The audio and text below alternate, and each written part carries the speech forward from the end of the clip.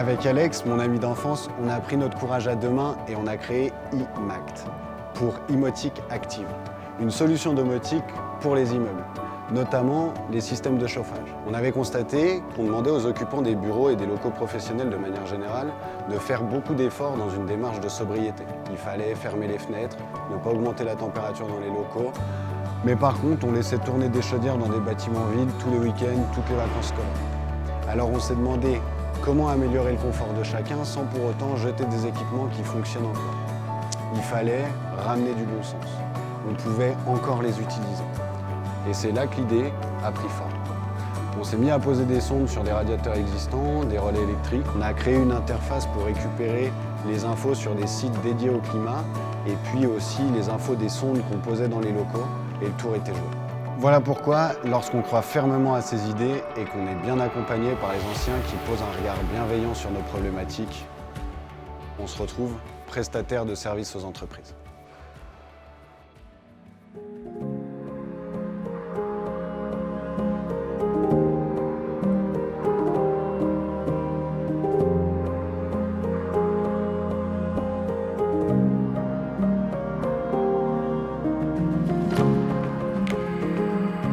Après 12 ans, comme responsable des ventes secteur dans une enseigne de la grande distribution, j'avais envie de faire autre chose. C'est lors d'un séjour à Barcelone que je rencontre le directeur commercial de Ninkasi. C'est décidé, je me lance dans l'aventure de l'entrepreneuriat, mais je ne suis pas seul. Avec ma compagne, on scinde les missions. Elle gère les ressources humaines et l'administratif, et moi la partie développement et organisation de ce lieu de brassage autour d'un triptyque bière, burger, musique. Déguster des burgers composés de produits frais issus de l'agriculture responsable, des bières traditionnelles brassées à Lyon, tout en assistant à des animations musicales. Créer, c'est pas simple, car on n'a pas tous les mêmes codes, les mêmes méthodes. Il faut de la volonté, et aujourd'hui, la volonté est plus importante que le pouvoir. Mais si on est convaincu, ça fonctionne. Être un bon entrepreneur, c'est d'avoir la partition dans la tête et pas la tête dans la partition. Être entrepreneur, c'est aussi être manager. C'est donner à son équipe une bonne caisse à outils pour qu'elle réussisse dans sa mission. C'est aussi être souvent seul. C'est pourquoi il faut s'entourer de personnes expérimentées.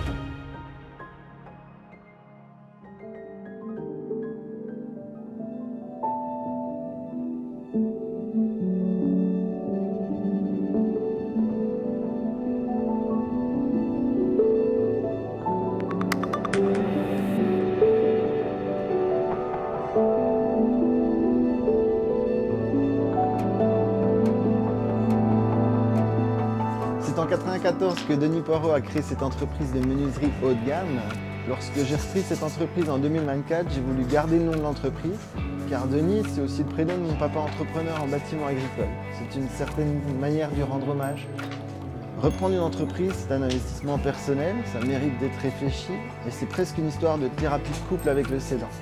J'aime la polyvalence du métier d'entrepreneur, être sur tous les fronts, préparer un salon, faire du marketing, être technicien, voir ces poseurs qui ont plaisir à poser nos produits, voir une maison qui change grâce à nos produits, ça motive vraiment. Il faut savoir gérer une équipe dans la bonne humeur, travailler avec son épouse comme moi je le fais avec Renata, ça permet de mieux nous organiser dans notre vie privée. On se voit, on articule le temps personnel comme on veut. L'accompagnement de Réseau Entreprendre, c'est faire partie d'une équipe et savoir qu'on peut s'appuyer sur le vécu de quelqu'un qui a traversé les mêmes chemins.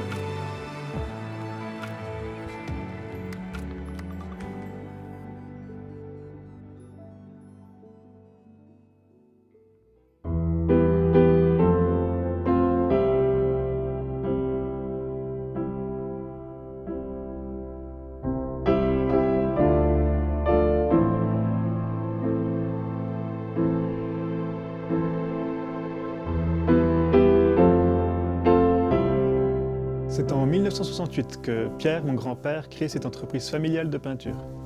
Mon papa reprend après lui en développant l'entreprise pendant 40 ans. Ayant grandi à ses côtés, je décide de me former au métier de comptable et je fais mes premières expériences professionnelles comme chef de projet et conducteur de travaux dans d'autres entreprises. Puis mon papa prend sa retraite et la question de la reprise se pose. J'ai le profil qu'il faut pour être entrepreneur, alors je fonce. Mais dans la tête, c'est une autre étape. On a des responsabilités en plus. J'ai la chance de reprendre une entreprise réputée pour la qualité de son travail, alors à moi de la faire évoluer. Choix de nouveaux produits, protection améliorée des employés. Heureusement, mon papa est encore à mes côtés. On échange de bons procédés, il me fait part de ses retours d'expérience et de sa vision du marché local. Si je devais donner un conseil à quelqu'un qui voudrait devenir entrepreneur, tout en étant solidement accompagné, il faut toujours tenter de se donner la peine d'essayer pour ne rien regretter.